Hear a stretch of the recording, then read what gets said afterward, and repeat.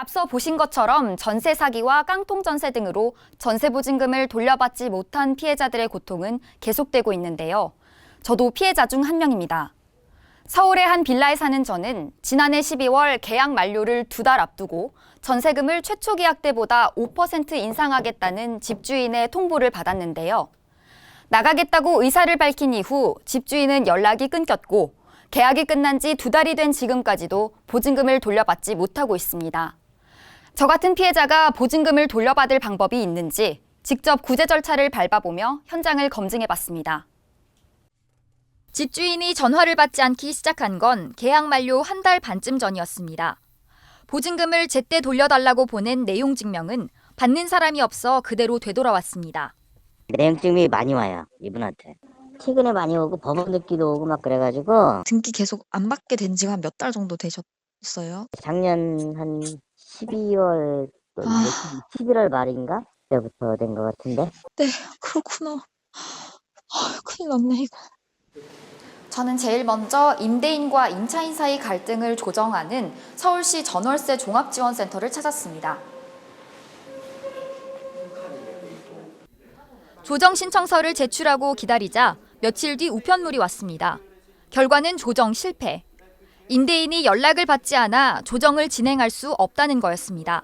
상대방이 이제 조정회의에 조정에 응하지 않겠다라든가 합의하지 않겠다 그러면은 조정이 각하되든지 불성립되는 한계가 있습니다. 그 다음 찾아간 곳은 법원이었습니다. 전세보증보험으로 보증금을 돌려받으려면 법원에서 먼저 임차권 등기 명령을 받아야 하기 때문입니다. 그런데 신청서를 제출한 지 1달이 지나도 기다리는 등기 명령은 나오지 않았습니다. 애타는 마음에 전화를 걸자 기다리라는 말만 돌아왔습니다. 사건이 많아가지고 이런데 있거든요.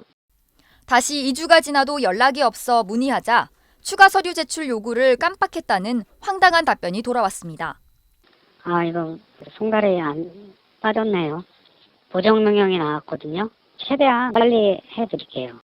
전세 사기 피해자들이 모인 SNS에는 법원마다 임차권 등기 명령서가 나오는 기간이 제각각이고 너무 오래 걸려 힘들다는 호소가 잇따르고 있습니다. 결국 저는 임차권 등기 명령서를 받는 데에만 2달 가까이 걸렸습니다. 곧바로 주택도시보증공사로 찾아갔지만 기다림은 계속됐습니다. 등기 명령이 등기부 등본에 반영될 때까지 다시 2주를 더 기다려야 한다는 거였습니다.